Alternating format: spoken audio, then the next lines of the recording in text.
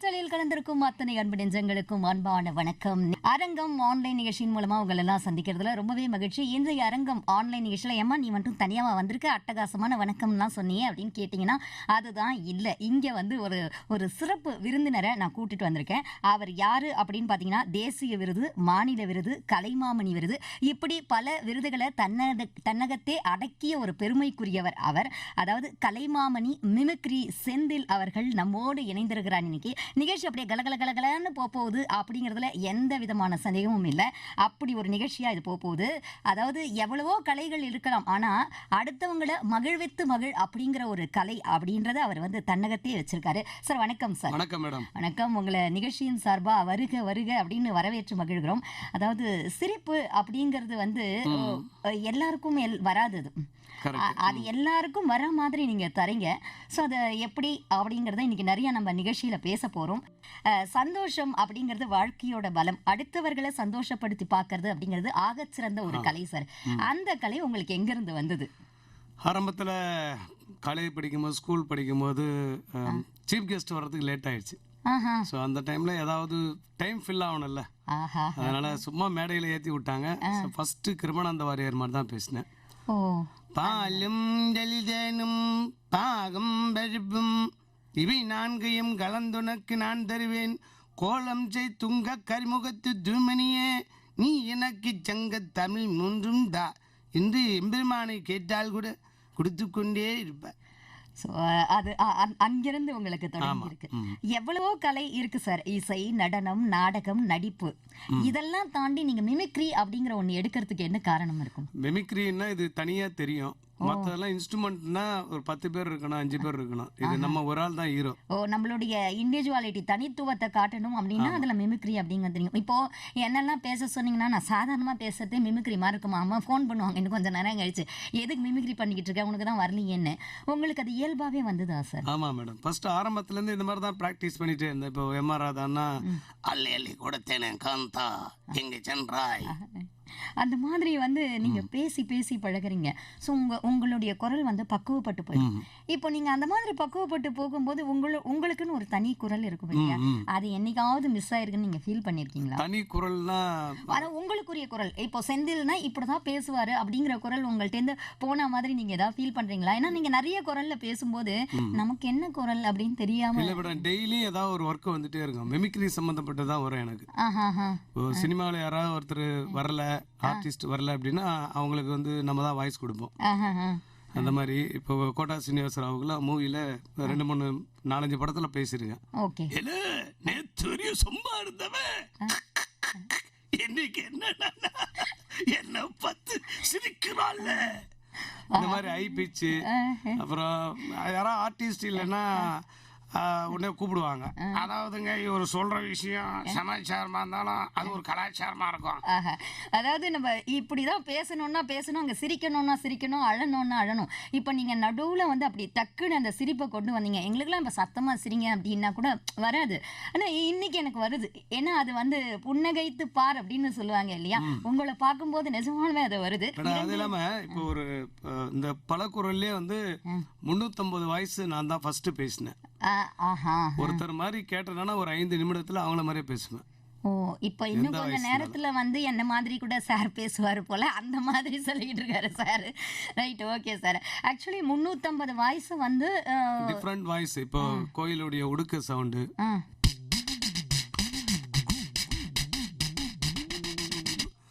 இந்த உடுக்க சவுண்ட்லயே படத்துல வந்து சாங் மிக்சிங் வரும்.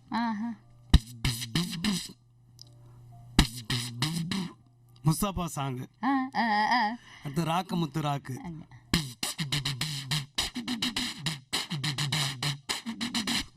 இந்த மாதிரி கிட்டத்தட்ட ஒரு 500 பாட்டுக்கு மியூசிக் வாசிப்பேன். ஓகே, அதாவது செல்ஃபா எந்த மியூசிக்கல் இன்ஸ்ட்ருமெண்ட்டும் இல்லாம உங்களுடைய வாய் மட்டும் தான் அப்படியே மியூசிக் எல்லாமே ப்ளே பண்ணுவேன். அதாவது இசைக்கு மொழி கிடையாதுன்னு கேள்விப்பட்டிருக்கேன். இங்க இசை கருவிகள் கூட வேண்டாம் அப்படிங்கறது, அதையும் ஒரு எக்ஸ்ட்ரா கரிக்குலர் மாதிரி ஆக்டிவிட்டியா நான் வச்சிருக்கேன் அப்படின்னு நிறைய சொல்லிட்டு இருக்கீங்க.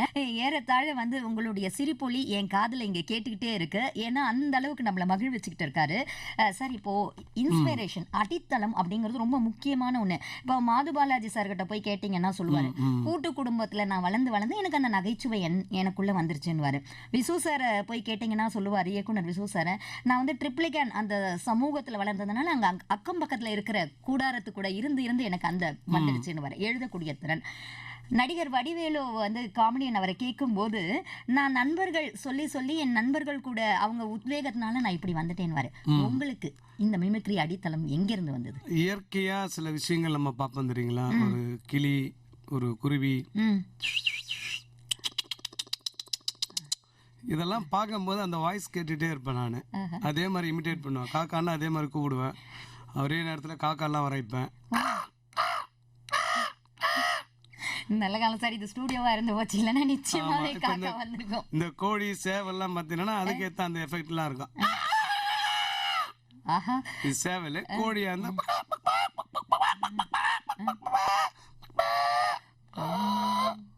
அதாவது அது வந்து அது குரல் கொடுத்து ஹை பிச்ல இருந்து லோ பிச் எப்படி இறங்குதோ அது வரைக்கும் நீங்க ரொம்ப அழகா சொல்றீங்க. ஒரு கடற்கரையில போய் உட்காந்தோன்னு வச்சுக்கலாம், அந்த கடல் அலையுடைய எஃபெக்டை எடுத்து பார்ப்பேன்.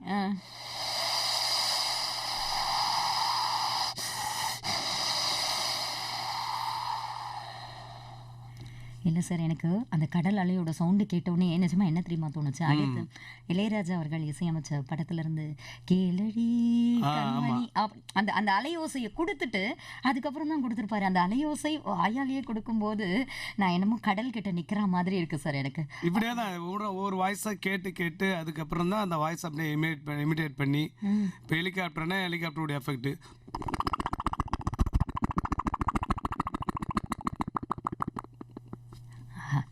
நம்ம அதுலயே பயணம் பண்ண மாதிரியே இருக்கு சார். பைக்னா பைக், ரேசிங் பைக்ல நிறைய வெரைட்டி இருக்கும்.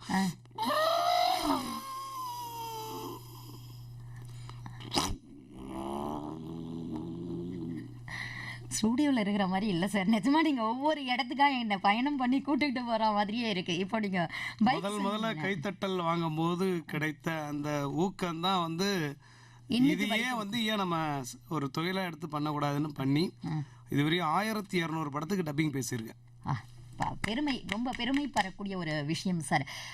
அப்புறம் வந்து நீங்க பாத்தீங்க அப்படின்னா முதலீடு படத்துல எப்படின்னா, அம்மா அப்பா கேரக்டருக்கும் பேசுவேன், பையன் கேரக்டருக்கும் பேசுவேன், ரெண்டுக்குமே அம்மா கேரக்டருக்கும் பேசுவேன். இங்கிலீஷ் டு தமிழ் மூவி எல்லாம் சார். ஒரு எக்ஸாம்பிள் சார். நீங்க சொல்றத நான் கேட்க முடியாது, நான் சொல்றது நீ கேளுப்பா. இல்ல அவன் இப்படித்தான் பண்ணுவா, எனக்கு தெரியும் அவனை பத்தி. இல்லப்பா எனக்கு பிடிச்சதுதான் நான் பண்ணுவேன். மகனே சொல்றது கேளுடா, எனக்கு பிடிச்சதுதான் நான் பண்ணுவேன் அப்படின்னு நீங்க வரீங்களா. பிடிச்சு பண்ணும்போது அதுல வந்து நம்ம ரொம்ப உயர்ந்த நிலை அடைவோம் அப்படிங்கிறதுக்கு இதெல்லாம் ஒரு எடுத்துக்காட்டு. ஏன்னா மிமிக்ரி ஜென்ரலா பேசுவாங்க வாய்ஸ், ஆனா நம்ம வந்து வேரியேஷன் காட்டுவேன். இப்ப மதன் பாப்புன்னா சிரிப்பு தான். மனுஷன் வந்து ஒருத்தன் வந்து சொன்னா கடவுள்கிட்ட கஷ்டத்தை சொன்னா போயிட்டேன்னு, கடவுள் மேல பாரத்தை போட்டு எல்லா கஷ்டம் போகும்னா, ஒரு கல் எடுத்து கடவுள் மேல போட்டா நம்மள அடிச்சாங்க. ஆக்சுவலி இந்த வேர்டை எனக்கு உங்களுக்கு சொல்லக்கூடாது, பட் இப்படி மாத்தி நான் யோசிச்சிருக்கேன் சார். மாற்றத்துக்குரிய திறனாளி, நீங்க மாற்றுத்திறனாளி அப்படின்னு சொல்லவே கூடாது, மாற்றத்துக்குரிய திறனாளி. ஏன்னா உங்ககிட்ட நான் அவ்வளவு மாற்றத்தை பார்க்குறேன், அவ்வளவு நேர்மறையான சிந்தனைகளை பார்க்குறேன். நீங்க சின்ன வயசுல இந்த போலியோ அட்டாக் அப்படின்னு உங்களுக்கு இருந்திருக்கு, அதுலேருந்து நீங்க எப்படி அதெல்லாம் இருந்தும் கூட இப்படி மீண்டு வர்றதுக்கு உங்களுக்கு எப்படி முடிஞ்சது? சின்ன வயசுல போலியோ அட்டாக், ஒரு கால் நடக்க முடியாதுட்டாங்க. அதுக்கப்புறம் கேலிஃபர் போட்டு ஆப்ரேஷன் பண்ணி அப்படி இப்படி போட்டு தன்னம்பிக்கையோட நடந்தேன். அதுக்கப்புறம் கார் ஓட்ட முடியாது நாங்க, நீச்சல் அடிக்க முடியாது நாங்க. இன்னைக்கு நீங்க கார்ல தான் வந்தீங்க? ஆமா, இன்னைக்கு கார்ல தான் வந்திருக்கேன். இது வந்து ஒரு இதுதான், முடியாதுன்ற ஒரு விஷயத்த நம்ம ஏன் முடிக்க வைக்க கூடாது அப்படின்னு இந்த மாற்றுத்திறனாளிகள்லயே நம்ம வந்து அடுத்தவங்களுக்கு ஒரு ரோல் மாடலா இருக்கணுன்றதுக்காக மாற்றுத்திறனாளிகளே நான் வந்து என்னோட டேலண்ட் வச்சு வெளியில நிறைய வந்து காட்டியிருக்கேன். அதாவது நீங்க சொல்ற மாதிரி அந்த முடியாது அப்படிங்கிற சொல்லுக்கே ஒரு முற்றுப்புள்ளி வச்சிருக்கீங்க. நீங்க யாருமே முடியாதுன்னு சொல்லக்கூடாது, முடியும் அப்படிங்கிற சொல்லுல தான் முழு மூச்சையா பயணிக்கணும் அப்படின்னு சொல்லியிருக்கீங்க சார். நம்ம இருக்கிற டைம்ல இன்னும் நிறைய உங்ககிட்ட இருந்து தெரிஞ்சுக்கணும் அப்படின்னு ஆசை சார். இப்போ நான் பார்த்ததுல அந்த அபிநய கூத்து அப்படின்னு நீங்க பண்ணிருக்கீங்க, அது என்ன அப்படிங்கறத நீங்களே சொல்லுங்க. அபிநய கூத்துன்றது திருநங்கைகளை வைத்து நம்ம கலை நிகழ்ச்சி நடத்துறோம், மாற்றுத்திறனாளிகளை வச்சு கலை நிகழ்ச்சி நடத்துறோம். இது எப்படின்னா ஆரம்ப காலத்தில் சினிமாவில் மாற்றுத்திறனாளிகள் குரல்னா என்ன தான் கூப்பிடுவாங்க. பாட்டில் கிட்டத்தட்ட ஒரு 70 பாடத்துக்கு பாடல் திருநங்கை மாதிரியே பாடுவேன். அதை நிறைய மக்கள் ரசிப்பாங்க. அது ஒரு வகையில் ஒரு மனசுக்கு கொஞ்சம் கஷ்டமாக இருந்தது. ஏன்னா அவர்களும் சமுதாயத்தில் போற்றப்பட வேண்டியவர்கள், மதிக்கப்பட வேண்டியவர்கள், அவர்கள் மிதிக்கப்பட வேண்டியவர்கள் அல்ல. அதுலேருந்து அந்த வாய்ஸ் பண்ணுறதே நிறுத்திட்டேன். பாடுன்னா பாடுறாரு, பேசுங்கன்னா பேசுறாரு, இசைக்கருவிகளோட சவுண்டை எங்களுக்கு கொடுங்க அப்படின்னா அப்படி தத்ரூபமா இசைக்கருவி சவுண்டை கொடுக்குறாரு. நான் பறவைகள் மாதிரி நான் கூட பறந்துகிட்டு இருக்கேன், அலையோசை மாதிரி அலையோட கலந்துகிட்டு இருக்கேன் அப்படின்னு சொல்லணும். இப்படி டிஃப்ரெண்ட் கைண்ட்ஸ் ஆஃப் வாய்ஸை நமக்காக கொடுத்துக்கிட்டு இருக்காரு கலைமாமணி பன்முக கலைஞர் மிமிக்ரி செந்தில் அவர்கள். சார், அடுத்த கொஸ்டின் என்ன அப்படின்னு பார்த்தீங்கன்னா, ரொம்ப கஷ்டமா ஈஸியா சார் மிமிக்ரி பண்றது? கொஞ்சம் கஷ்டம். ஏன்னா அதே மெயின்டைன் பண்ணிட்டே இருக்கணும் அந்த வாய்ஸ். பிராக்டிஸ் ரொம்ப மஸ்ட். ஆமா, இப்போ குமரி முத்துனா அந்த சிரிப்பு, அந்த ஐ பிச் எல்லாம் போய் வரணும். இளையராஜா கண்ணாயிரம்னா ஊருக்கே தெரியும். சுருளிராஜன் பேசும்போது அந்த பாடி லாங்குவேஜோட பேசணும்.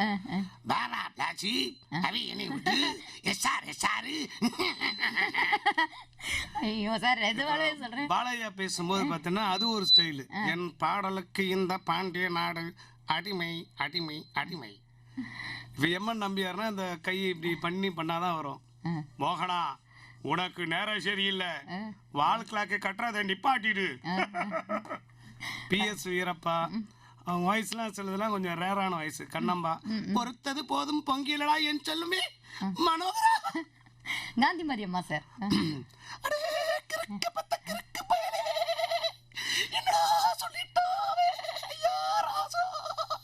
எனக்கு என்னமோ 16 வயது நிலை படம் உட்காந்து பார்த்த மாதிரியே இருக்கு சார். அதே மாதிரி இப்போ பார்த்தீங்கன்னா கிரிக்கெட்டில் வந்து Sachin sir. Just we elect so many people that like enjoyment, but Vividh Bharati is very பகுத் அச்சா. விவித் பாரதி இஸ் பகுத் அச்சா அப்படின்னு சச்சின் டெண்டுல்கர் வந்து சொன்னா எப்படி இருக்கும் அப்படி சொல்லியிருந்தீங்க. இதில் உசிலமணி எல்லாம் வந்து ஆரம்பத்தில் நிறைய இதுல ஈவெண்ட்ல பண்ணும்போது பயங்கரமா கை தட்டுவாங்க. அலை பாயு ஏ கஞ்சா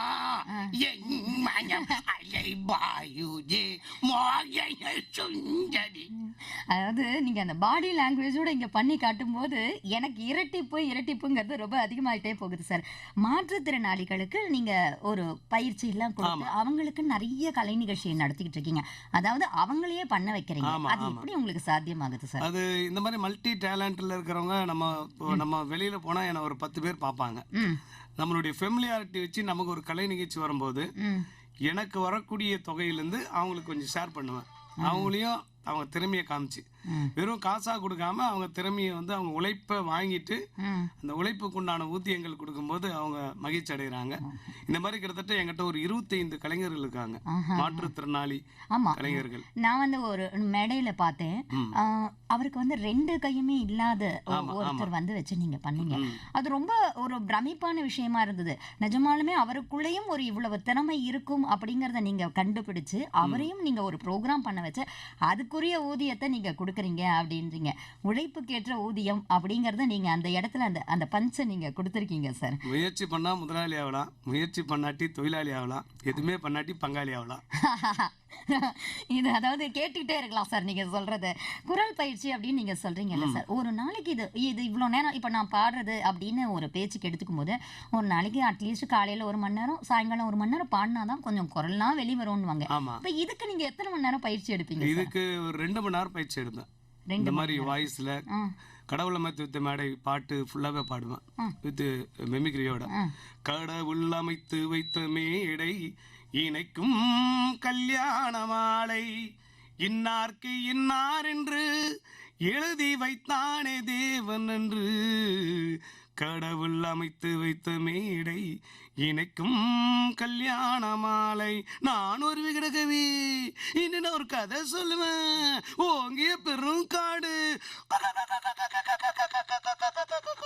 அந்த காட்டிலே ஆண் கிளி 2 பெண் கிளி 2 அங்கேயும் ஆசை உண்டு.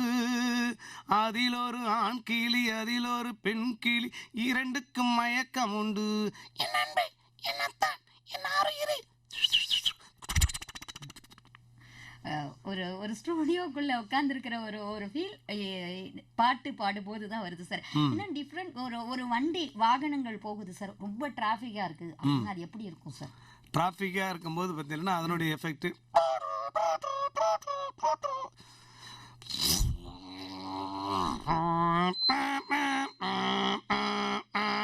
பசுமை முயற்சி அப்படிங்கிற ஒண்ணுலயும் நீங்க இறங்கிருக்கீங்க சார். அதாவது நீங்க தொடாத துறைகளே இல்ல போல இருக்கு. அது எல்லா துறைகள்லையும் உங்களுடைய கைகளையும் பதித்திருக்கீங்க, கால்களையும் பதித்திருக்கீங்க. பசுமை முயற்சி அதை பத்தி சொல்லுங்க சார். பசுமை முயற்சினா வந்து உணவுக்காக கஷ்டப்படக்கூடிய மக்களை தேடி போய் உதவுறது மேடம். அதே போல் வந்து நிறைய ஜீவராசிகளுக்கெல்லாம் உணவளிப்போம். இதுவரை ஒரு 18,000 உயிரினங்களுக்கு நாங்கள் உணவு கொடுத்துருக்கோம். இப்போ அதுக்குன்னு ஏதாவது அமைப்பு அந்த மாதிரி வச்சு? அமைப்பெல்லாம் கிடையாது. நாங்கள் போகிற இடத்துல, ஷூட்டிங் போகிற இடத்துல இந்த மாதிரி அனிமல்ஸ்லாம் பார்த்தோம்னா அது ஃபுட்டு போடுறது, குரங்கு, எல்லா ஹியூமன் பீயிங் தவிர, மனிதனை தவிர இது எல்லாருக்கும் பண்ணியிருக்கோம். அதுவும் ஜீவராசிகள் தானே. இப்போ நம்மளெல்லாம் கேட்டேன்னு வச்சுக்கோங்களேன், என்னெல்லாம் கேட்டால் ஐயோ டிஃபன் பாக்ஸில் நானே கொஞ்சமாக தான் எடுத்துன்னு வந்திருக்கிறேன், நீ அதையும் கேட்டு வாங்கிப்பி அப்படின்னு. ஆனால் கிடைக்கும் உணவு அந்த பகிர்ந்து உண்ணக்கூடிய ஒரு இதை நீங்கள் சொல்கிறீங்க பாருங்கள், அதை ஜீவராசிகளுக்கும் கொடுக்கணும் அப்படின்னு சொல்லிட்டு இன்றைக்கி அதையும் நாங்கள் உங்ககிட்டேருந்து கற்றுக்குறோம் சார். சம்பாதிக்கிறதுல ஒரு குறிப்பிட்ட தொகையை வந்து தான தர்மங்கள் பண்ணாவிட்டால் நோய்வாய்ப்பட்டு கடைசி காலத்தில் கஷ்டப்படுவாங்கன்னு ஒரு வரலாற்று பதிவே இருக்கு. அதனால சம்பாதிக்கிறதுல வந்து ஒரு குறிப்பிட்ட தொகையை தானம் செஞ்சுட்டா நோயிலிருந்து தப்பிச்சிடலான்றாங்க. கர்மாவை குறைப்பதற்கு எல்லா ஜோதிடர்களும் சொல்லக்கூடியது தான தர்மங்கள் தான். தானம் தவம் இரண்டும் தங்காவிடில்னு ஒரு குறளே இருக்கு இல்லையா, அதுக்கு ஏற்ற போல நீங்க ரொம்ப அழகா சொல்லிக்கிட்டீங்க. வந்து எறும்புல இருந்து, எலியில இருந்து, குதிரை, மாடு, பன்றி, நாய், எல்லாத்துக்கும் போகிற இடங்கள் எல்லாத்துலேயும் என் காரில் எப்பவுமே பாக்ஸாக இருக்கும் பிஸ்கெட். போகிற வழியில் போட்டுகிட்டே போவோம். என்ன நம்ம சாப்பிட்றோமோ நமக்கு என்னவோ அதை பகிர்ந்து உண்ணக்கூடிய ஒரு இது இருக்கு. அவங்களுக்கும் போட்டுருவீங்க நீங்க. 5 அறிவு ஜீவன்களாகட்டும் 6 அறிவு ஜீவன்களாகட்டும் யாரு கஷ்டப்பட்டாலும் உங்களுக்கு அது பொறுக்கல, நீங்க அவங்களுக்கு பகிர்ந்து கொடுத்துருவீங்க. ஆமா. அதே போல தசாவதாரத்துலயும் வந்து பாத்தீங்கன்னா டிஃப்ரெண்ட் கமல் வந்து டிஃப்ரெண்ட் வாய்ஸ்ல பேசுவாரு. அதுல டிஃப்ரெண்ட் வாய்ஸ்ல இந்த பல்ராம் நாயுடு ஒரு கேரக்டர் வரும். என்ன சொல்ல கண்ணா இருக்கிறாங்கோ, நான் தவறையா சொன்னா இருந்தவன் என்ன கண்ணா பண்ட கண்ணா இருக்கிறான் தரமா, சும்மா டப்புன்னு அடக்கிறேன், அடக்கும் போது நல்லா கேட்கதான். இது ஒரு வாய்ஸ். இன்னொன்று வந்து அந்த கலிஃபுல்லா கான் ஒரு கேரக்டர் ஹைட்டாக வருவார். சார் எங்கள் அம்மாவுக்கு நீங்கள் பிளட்டு கொடுத்துருக்கீங்க சார், எனக்கு உங்களுக்கு தெரியும் சார், நல்லா தெரியும் சார். இது ஒன்று. அடுத்து அந்த சிங்கு கேரக்டர் வரும். அதாவது இந்த பாட்டு நான் பப்ளிக் முன்னாடி பாடும்போது நல்லா இருக்கும். இந்த மாதிரி வாய்ஸ்லேயே எம்ஜிஆர் கூட பார்த்தீங்கன்னா ஆரம்ப காலத்தில் ஹை பிச்சில் பேசுவார். நீங்கள் மக்களிலிருந்து மாளிகை பார்ப்பவர்கள், நாங்கள் மாளிகையிலிருந்து மக்களை பார்ப்பவர்கள். அதுக்கப்புறம் குண்டடிப்பட்டதுக்கு அப்புறம் நீங்கள் மக்களிலிருந்து மாளிகையை பார்ப்பவர்கள், நாங்கள் மாளிகையிலிருந்து மக்களை பார்ப்பவர்கள். அதாவது இப்போ ஸ்கிரிப்ட் பண்றது நம்ம தான் மேடம். இப்போ வசந்த மாளிகையில் வந்து வானத்தில் இருவன் நீராட இறைவன் வானத்தை படைத்தான், என் அன்பு தேவதை நீராட நான் இந்த பொய்கையை படைத்தேன், இது இறந்து போன என் ராணிக்காக நான் கட்டியிருக்கும் வசந்த மாளிகை அல்ல, உயிரிடம் இருக்கும் என் அன்பு தேவதைக்காக நான் கட்டியிருக்கும் வசந்த மாளிகை. ராதா, எனக்கு மட்டும் பறக்கும் சக்தி இருந்தால் அந்த வானத்தில் இருக்கும் நட்சத்திரத்தை எல்லாம் பிடித்து வந்து தோரணமாக கட்டி தொங்க விட்டிருப்பேன். ஆனால் எனக்கு அந்த பறக்கும் சக்தி இல்லையே. குட்டி போட்ட பூனை மாதிரி உன் பின்னாடி நான் சுத்தின எனக்கு குல்லா போட்டு குமாரோட கூத்தடிக்கிற, பைக்கில் வரும்போது என்ன பிடிச்ச ஏமாந்தவள் தலையில மிளகா அரைச்ச, காக்க வச்சு கைத்தறுத்த, கையில போட்டிருந்த பிரேஸ்லெட்டை ஏன் அறுத்த, விரும்புறேன்னு சொல்லி வெறுப்பேத்தின, விஷம் குடிச்சு என்ன எதுக்கு காப்பாத்தின, பஸ் ஸ்டாண்ட்ல நிக்க வச்ச, பரதேசிய அலைய வச்ச, மத்தவனை மதிக்க வச்ச, பெத்தவங்களை மிதிக்க வச்ச, எதுக்கு என்ன காதலிக்க வச்சலத்தா சார்? நடுவில் ராதான்னு வேற சொன்னீங்க சார், எனக்கு ஒரே பயம் வச்சுட்டாரு. ஏன்னா என் பேரும் அதுதான் அப்படின்னும் போது கேரக்டர் பேரும் அந்த மாதிரி தான் வரும். பரவாயில்ல சார், இங்க என் பேரும் அதுதான் இருந்தாலும் என் பேரும் வருது அப்படின்னும் போது ரொம்ப நல்லா பெருமையா இருக்கு சார். ஏன்னா டிஆர்லயே வந்து ஒரு 3 மாடுலேஷன் இருக்கு. டிஆர்ல வந்து அடுக்கு சொற்கள்ல பேசுறது ஒண்ணு. அது எப்படின்னா, காடு காட்டுல தான் ராமனோட வீடு, சீதை பாக்குறா, ராமகிட்ட கேக்குறா, ராமா நீ எனக்கு மாமா, அந்த மானை பிடிச்சு தாமான்றாரு, ராமர் கையில எடுக்கிறாரு வில்லு, மானே நில்லு, என் கையிலேயே வில்லு, இட்டா கைண்டினு பல்லு, என் சீதைக்கு பதில சொல்லுனாரு, மானு ஓடிச்சு வேகம், எடுத்துச்சு தாகம். இது ஒரு மாடுலேஷன். நீங்க பேசுனீங்க சார், எனக்கு தாகம் எடுத்தது சார். கண்டிப்பா மேடம். இன்னொரு மாடுலேஷன் டிஆர்ல எப்படின்னா, நானும் தங்கச்சியும் சாப்பிட்டு 3 நாள் ஆச்சு சார். ஒரு 10 ரூபா இருக்குமா, 5 ரூபா, 1 ரூபா, 4 10 காசு, எது மேலாம் எதுக்கு சார் நிற்கிறீங்க, வாங்க சார். டேய் கேட்டுடா காசு, இல்லாட்டி நான் பாசு. இப்போ சார் நிஜமாலே சொல்கிறீங்க, அது அந்த எல்லாத்தையுமே நவரசத்தையும் நீங்கள் உங்களுடைய வாய்க்குள்ளே வச்சிருக்கிறீங்க போல இருக்கு சார். அழணும்னா அழறீங்க, சிரிக்கணும்னா சிரிக்கிறீங்க, சோகத்தை கொடுக்கணும்னா சோகத்தை கொடுக்குறீங்க. அது ஹை பிச்சுங்கிறீங்க, லோ பிச்சு. நமக்கு எப்பவும் மாடரேட்டாக ஒரே பிச்சு வச்சுக்கேன் சார். இந்த பிச்சு தவிர வேறு பிச்சுக்கு போகிறதில்ல அப்படிங்கிற மாதிரி. MS விஸ்வநாதன் ஐயாவுக்கு வந்து ஒரு சீரியலில் ஒரு 82 எபிசோட் நான் தான் பேசினேன். ஓப்பா. அவா நீ சொல்றதெல்லாம் கேட்பு, எல்லாரும் வந்தாங்க செஞ்சாங்க. அந்த கட்டை 8 கட்டியில் பாடணும், 4 கட்டியில் பாடணும், சொன்னபோது சுதியெல்லாம் இறங்கணும். தில்லு முள்ளு எதிரில நீ நில்லு, தில்லு முள்ளு எதிரில நீ நில்லு. இந்த பாட்டெல்லாம் நாங்கள் கம்போஸ் பண்ணும்போது இப்படியெல்லாம் இருக்கும், சந்தோஷமாக இருக்கும், மகிழ்ச்சியாக இருக்கும்.